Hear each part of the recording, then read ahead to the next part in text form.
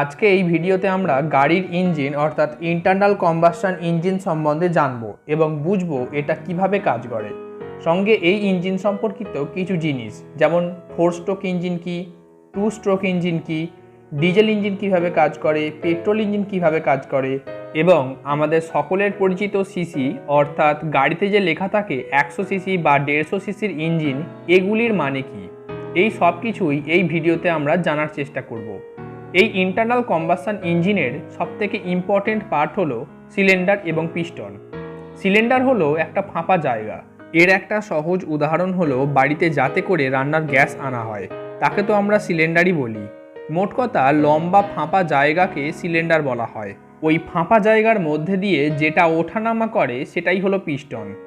ইঞ্জিনের মধ্যে এক বা একাধিক পিস্টন এবং সিলিন্ডার থাকে এবং সিলিন্ডারের মধ্যে আগুন লাগলে পিস্টনটি অটোমেটিক উপর নিচ করতে থাকে এবং পিস্টনের উপর নিচ হওয়া চাকাকে ঘুরতে সাহায্য করে। তাহলে দেখে নিই এই পুরো প্রসেসটা কিভাবে কাজ করে। মেন জিনিস যেটা সেটা হলো স্ট্রোক। সিলিন্ডারের মধ্যে পিস্টনের একবার উপর নিচ হওয়াকে বলা হয় 2 স্ট্রোক। আর যে ইঞ্জিনের মধ্যে এই প্রসেসটা একবার কমপ্লিট করতে 4টে স্ট্রোক করতে হয় সেই ইঞ্জিনকে 4 স্ট্রোক ইঞ্জিন বলা হয়। এবং যেই ইঞ্জিনে 2টো স্ট্রোকে পুরো সাইকেলটা কমপ্লিট হয়ে যায় তাকে 2 স্ট্রোক ইঞ্জিন বলা হয়। এবার বুঝে নিই 4 স্ট্রোক ইঞ্জিনের 4টি স্ট্রোক কী কী। গাড়ি চালু করার সময় ফিউল ইঞ্জিনের মধ্যে প্রবেশ করে এবং পিস্টনটি নিচের দিকে নামে, এটা হলো প্রথম স্ট্রোক। একে ইনটেক স্ট্রোক বলা হয়। নিচে নামার পর এক্সট্রা এনার্জির জন্য পিস্টনটি উপর দিকে ওঠার চেষ্টা করে এবং সিলিন্ডারের মধ্যে উপস্থিত ফিউলটিকে সংকুচিত করে অর্থাৎ কম্প্রেসড করে। এই জন্য এই সেকেন্ড স্ট্রোককে কম্প্রেশন স্ট্রোক বলা হয়ে থাকে। এরপর সংকোচনের ফলে ওই ফিউলের তাপমাত্রাও অনেক বেড়ে যায়। এরপরেই সিলিন্ডারের মধ্যে থাকা স্পার্ক প্লাগ থেকে স্পার্ক হয় এবং পেট্রোলে আগুন লেগে যায়। পেট্রোলে আগুন লাগার সঙ্গে সঙ্গে ইঞ্জিনের মধ্যে একটা ব্লাস্ট হয় এবং ব্লাস্ট হওয়ার সঙ্গে সঙ্গে পিস্টনটি সজোরে আবার নিচের দিকে নেমে আসে। পেট্রোলে আগুন লাগার ফলে ব্লাস্ট হলো এবং তার ফলে সিলিন্ডারের মধ্যে পাওয়ার তৈরি হয়। এই পাওয়ারের জন্য পিস্টন যে সজোরে নিচের দিকে নেমে আসে এই স্ট্রোকটিকে অর্থাৎ এই তৃতীয় স্ট্রোকটিকে পাওয়ার স্ট্রোক বা কম্বাসশন স্ট্রোক বলা হয়ে থাকে। এই কম্বাসশন স্ট্রোকের পরে পিস্টনের মধ্যে থাকা শক্তির জন্য পিস্টনটি আবার উপরের দিকে উঠে আসে। সিলিন্ডারের মধ্যে পেট্রোলে যেহেতু আগুন লেগেছিল তাই ধোঁয়াও তৈরি হবে। এই ধোঁয়া চতুর্থ স্ট্রোকে যখন পিস্টন উপরের দিকে উঠে আসছে তখন একটা ভালভের মাধ্যমে বাইরে বেরিয়ে যায়। কোনো গ্যাসের বাইরে বেরিয়ে যাওয়াকে আমরা এক্সস্ট বলে থাকি, তাই 4 নম্বর স্ট্রোকটিকে এক্সস্ট স্ট্রোক বলা হয়ে থাকে। তাহলে প্রথমে ইনটেক স্ট্রোক, তারপরে কম্প্রেশন স্ট্রোক, তারপরে পাওয়ার স্ট্রোক এবং শেষে এক্সস্ট স্ট্রোক। এই 4টি স্ট্রোক যে ইঞ্জিনে করাতে হয় তাকে 4 স্ট্রোক ইঞ্জিন বলা হয়ে থাকে। বর্তমানে বেশিরভাগ বাইকে এই 4 স্ট্রোক ইঞ্জিন ব্যবহার করা হয়। 2 স্ট্রোক ইঞ্জিনের ক্ষেত্রে যখনই ফিউল সিলিন্ডারে প্রবেশ করে তখনই আগুন ধরে যায় এবং পিস্টনটি নিচের দিকে নেমে আসে এবং পিস্টন যখন উপরের দিকে পুনরায় উঠে আসে তখন ধোঁয়া বেরিয়ে যায়।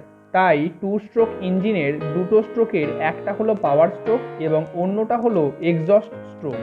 এবার দেখুন একটা 4 স্ট্রোক ইঞ্জিনের মধ্যে একবার ফিউলকে বার্ন করে 4বার স্ট্রোক করানো হয়, মানে 2বার চাকা ঘুরবে। মানে পিস্টনটি একবার ওঠানামায় 2টো স্ট্রোক হয় কিন্তু চাকা একবার ঘোরে। যেখানে 2 স্ট্রোক ইঞ্জিনের একবার ফিউল বার্ন করলে চাকা একবার ঘোরে। এই জন্যই 4 স্ট্রোক ইঞ্জিনে ফিউল কম খরচ হয় 2 স্ট্রোক ইঞ্জিনের থেকে, কিন্তু 2 স্ট্রোক ইঞ্জিনের পাওয়ার 4 স্ট্রোক ইঞ্জিনের থেকে বেশি হয়। কারণ যেখানে 2 স্ট্রোকের ক্ষেত্রে প্রতি 2টো স্ট্রোকের মধ্যে একটা পাওয়ার স্ট্রোক, সেখানে 4 স্ট্রোকের ক্ষেত্রে প্রতি 4টে স্ট্রোকের মধ্যে একটা পাওয়ার স্ট্রোক। এবার আসুন দেখে নিই পেট্রোল এবং ডিজেল ইঞ্জিনের মধ্যে তফাৎটা কী। যখন পেট্রোল ইঞ্জিনে ফিউল প্রবেশ করে তখন পেট্রোলের সঙ্গে বাতাসও প্রবেশ করে। এই ফিউলটি বাইকে থাকা কার্বোরেটর তৈরি করে। কার্বোরেটর ফিউল ট্যাঙ্ক থেকে পেট্রোলকে এবং পরিবেশ থেকে বাতাসকে নিয়ে মিক্স করে ইঞ্জিনে পাঠায়। এর সঙ্গে আরও একটা গুরুত্বপূর্ণ ডিভাইস হলো স্পার্ক প্লাগ।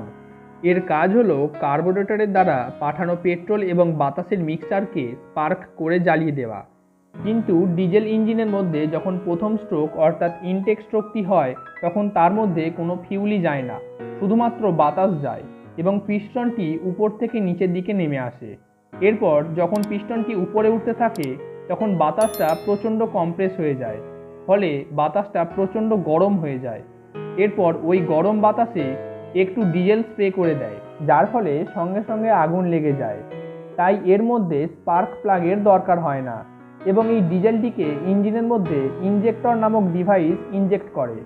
তাহলে বুঝতে পারলেন পেট্রোল ইঞ্জিন এবং ডিজেল ইঞ্জিন কিভাবে কাজ করে, সঙ্গে 4 স্ট্রোক এবং 2 স্ট্রোক ইঞ্জিন কাকে বলে সেটাও জানলেন। এবার মনে একটা প্রশ্ন থেকেই যায়, আর সেটা হলো পেট্রোল বা ডিজেল যেই ইঞ্জিনই হোক না কেন তাতে মোবিল কেন দিতে হয়। এর একটা সহজ উত্তর হলো, যখন গাড়ি চালু অবস্থায় থাকে তখন ইঞ্জিনের সিলিন্ডারের মধ্যে পিস্টন অনবরত ওঠানামা করতে থাকে। এই ওঠানামার ফলে যে ঘর্ষণ সৃষ্টি হয় তাতে পিস্টন এবং সিলিন্ডার দুটোরই ক্ষতি হয়। এই ঘর্ষণ কমানোর জন্যই মোবিল ব্যবহার করা হয়, কারণ মোবিল একটা লুব্রিক্যান্ট অয়েল। এবার চলুন দেখে নিই সিসি জিনিসটা কি। সিসি মানে কিউবিক সেন্টিমিটার, অর্থাৎ বাংলায় ঘন সেন্টিমিটার। এটা আয়তনের একক। একটা সিলিন্ডারের মধ্যে পিস্টন ম্যাক্সিমাম যত দূর পর্যন্ত উঠতে পারে এবং যতটা নিচের দিকে নামতে পারে এই অংশটার আয়তনকেই ওই গাড়ির সিসি বলা হয়। এবার যদি সিঙ্গেল সিলিন্ডার 100 সিসির ইঞ্জিনের কথা বলা হয় তাহলে বুঝতে হবে ইঞ্জিনে একটা সিলিন্ডার আছে এবং এই সিলিন্ডারের মধ্যের পিস্টনটি 100 সিসি আয়তনের জায়গায় ওঠানামা করে।